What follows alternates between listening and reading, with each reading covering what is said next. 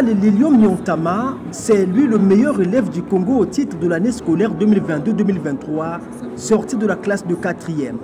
Avec une moyenne de 18,69%, le pensionnaire du lycée d'excellence de Mbunda Adolizi a surclassé tous les admis de l'année scolaire écoulée.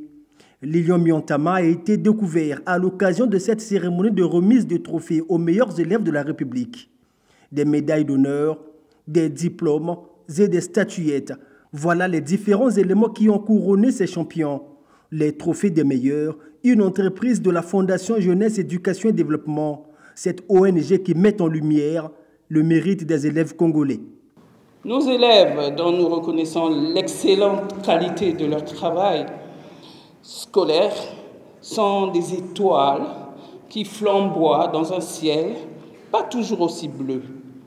Pour cela, ils méritent d'être mis devant les feux de la rampe, en face d'un auditoire de tout aussi excellente facture.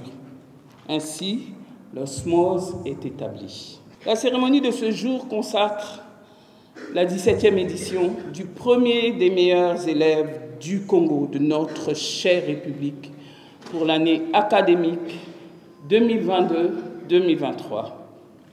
Le palmarès de cette édition, pour les 30 distinctions, est de 9 filles et 21 garçons. Ils sont au nombre de 30 lauréats sortis des différents établissements scolaires du Congo. Du côté des examens d'État, la plus forte moyenne est revenue à Rebecca Queenstone et Bongongwa, qui a validé son BEPC avec 18,19%. Eh bien, je suis honorée, comblée de bonheur et satisfaite de mon travail.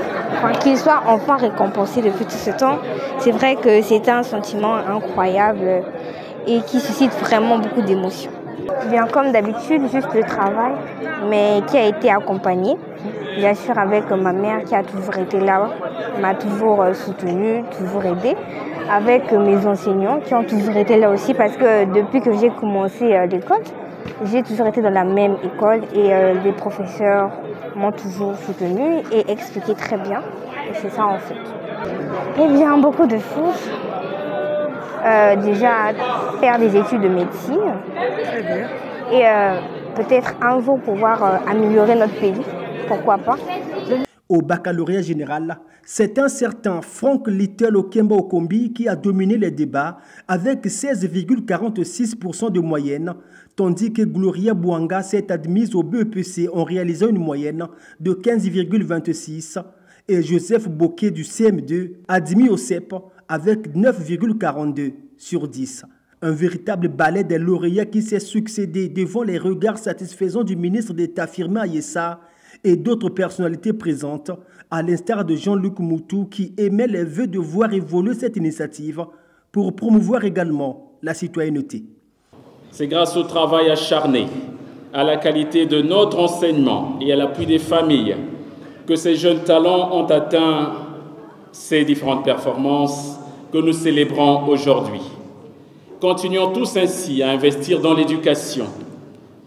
Pouvoir public, parents, acteurs d'éducation, associations, entreprises, impliquons-nous fortement dans le soutien apporté à l'éducation, car elle est la clé de l'avenir de notre pays. Un merveilleux trésor y est enfoui. Jusqu'à ce jour, il n'y a que la moyenne obtenue en classe qui demeure le principal critère de sélection de nos premiers des meilleurs.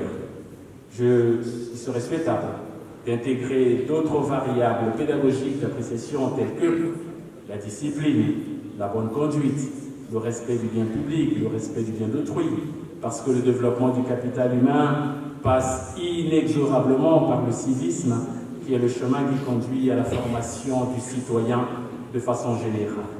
Dédié au président Denis Sassou Nguesso qui consacre l'année 2024 à la jeunesse congolaise, la 17e édition du premier des meilleurs élèves du Congo a été aussi marquée par le témoignage de Césaire Elebou.